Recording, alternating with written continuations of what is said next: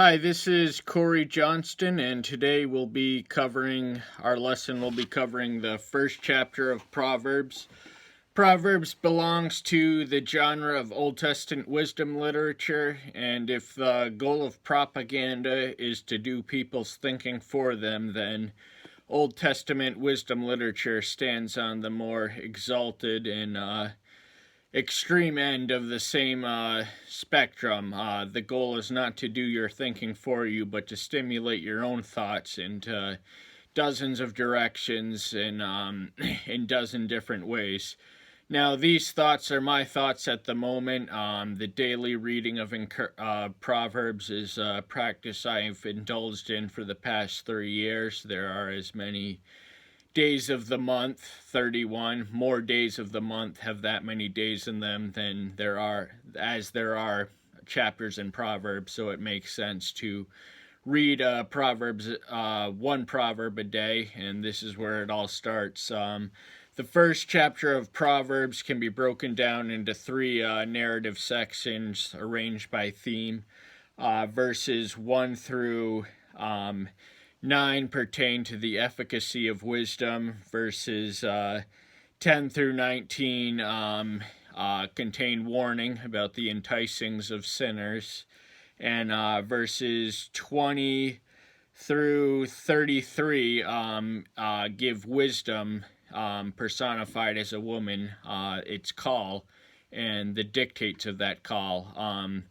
I don't anticipate we'll be able to get to the third section because all we have is 15 minutes today, but I will attempt to expound upon as much as I can in the allotted time format. Beginning in verse 1, we read the Proverbs of Solomon, son of David, the king of Israel. Solomon was a king of Israel, the son and heir of David, who was the founder of the Davidic line through whom the Messiah sprang long after the royal line was ousted by the Babylonians. His seed was preserved. You can read the genealogy in Matthew 1. But David was the monarch, but Solomon resided over what is known as the Golden Age of Israel. He was a king of unprecedented wealth and wisdom, and the wisdom is reflected in the respective books of wisdom literature that he wrote: Proverbs, Ecclesiastes, and some scholars are inclined to classify the Book of Solomon, the Song of Solomon, as wisdom literature. The range of that debate is beyond the present discourse. But we're going to start with reading with verses 2 and 3, and the number 7 is significant because in scriptural numerology, the number 7 carries the divine notation of perfection. We read that the creative process was a 7-day process.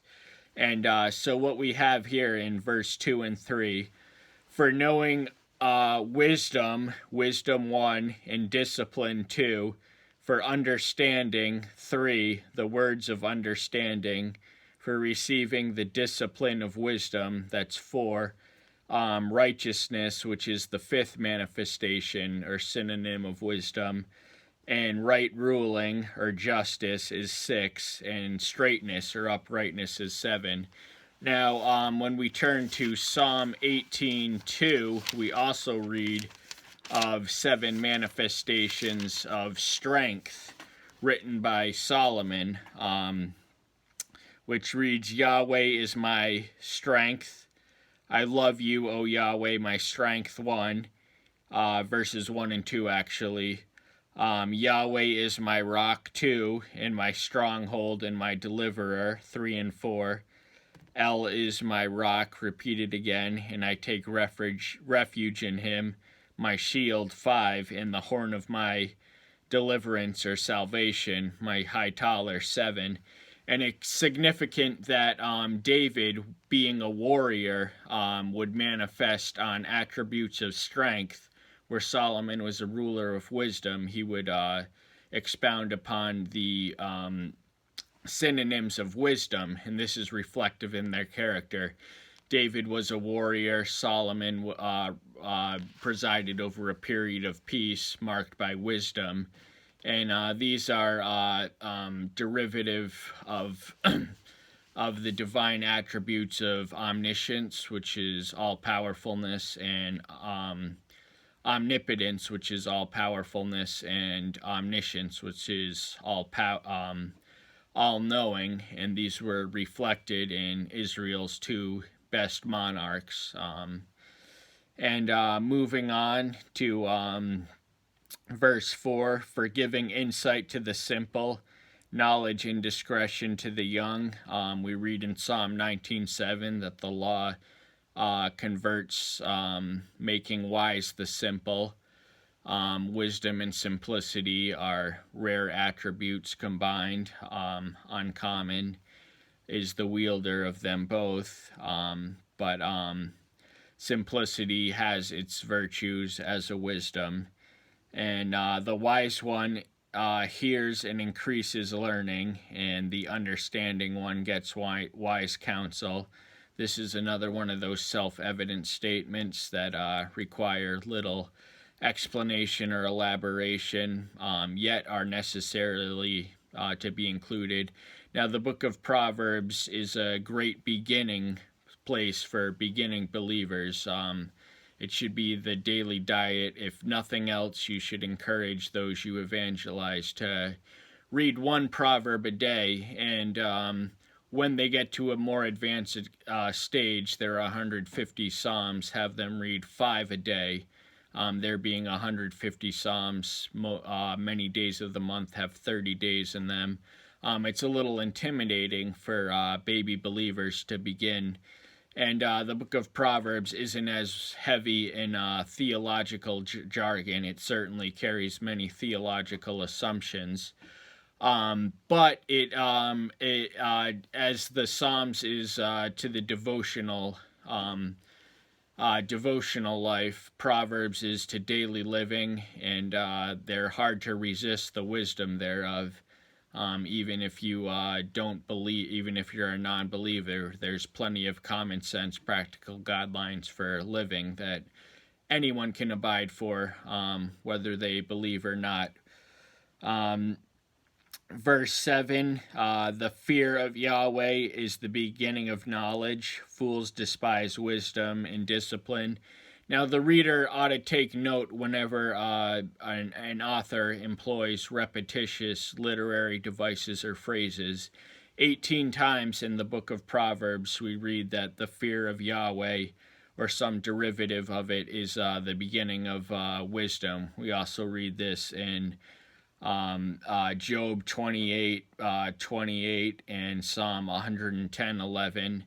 And here I also comment on a book that I wrote, Who is My Neighbor? An extensive commentary on the Good Samaritan parable, available for purchase at several major online outlets. And the intricacies of the plot development lay beyond the range of the time format. But in the chapter of Who is My Neighbor, Luke 25, or the introduction rather, or the two great commandments, Luke 27 through 28, the intricacies of the plot development lay beyond the range of the present discourse. But in commentary of Ecclesiastes 12:13, which is the conclusion of another book of wisdom literature written by Solomon, it chronicles his dilemma. He struggled with wisdom and still lived a life that was empty at the core. And at the end of the book, he reaches the conclusion that wisdom can help one abide in their day-to-day life. But at the end of the day, in the final analysis, wisdom is no substitute for obedience to Yahweh. And the verse reads, "Let us hear the conclusion of the whole matter. Fear Elohim and guard his commands, for this is the whole duty of all mankind." And in the footnote I wrote in reference to the word fear, I write, An unrighteous fear will compel one to the fool's errand of fleeing from the sovereign Creator, whereas a righteous fear will bring one to their knees in worship and submission. This fear is the attitude of submission, of submissive reverence and loving awe, a humble respect for his power and greatness. To fear the Father means always exalt him and in all that we do at all cost. It also means listening to, honoring, and obeying his word. Those who possess this fear will not neglect his commands or tempt him through deliberate rebellion or trivializing sin. This fear moves the fearful to faithful servitude. This fear must result in obedient living. And a lot of believers are turned away from the notion of the repeated admonition throughout scriptures that we are to fear the Almighty. But the truth is that the only thing we have to fear is fear itself in such a context. My son, heed the discipline of your father, and do not forsake the law of your mother. We read something similar in 3:11. My son, do not despise the discipline of Yahweh, and do not loathe his reproof. And also in verse 2:17, which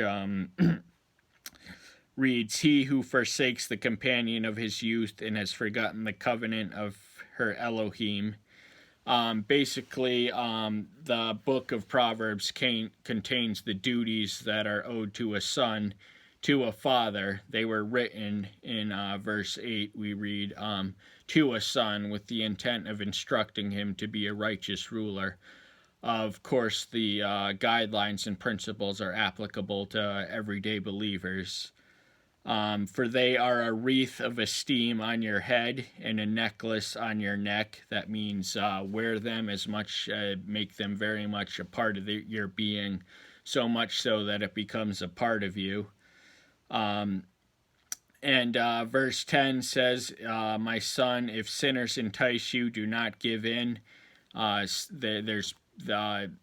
They don't call it temptation comes with sin. You know, if it wasn't attractive, it didn't have some appeal, there would be no call to resist and no need to discipline oneself. But the reminders are necessary. If they say, come with us, let us lie in wait with blood, let us ambush the innocent without cause. This means that there's little purpose save selfish gain, or there's really, most wicked people do what they do because they think it'll bring good to them. This is something that the writings of Plato and Socrates expound upon, that no one does good without thinking that, no one does evil without thinking that some good will come out of it. Let us swallow them alive like the grave, and entirely like those going down to the pit. The pit is analogous to hell or Sheol. Let us find precious good. Let us fill our house with spoil. This is the intention for which robberies are made, to enrich oneself. Cast in your lot with us. Let us all have one purse. Now, in the writings of Socrates and Plato also make plain that even criminals have to abide a code of ethics amongst themselves in order to be successful. They have to honor their word to themselves and each other. Ultimately, this is an unsustainable ethos, because people who are dishonorable to begin with can hardly be trusted to be honorable in the end, in the final analysis.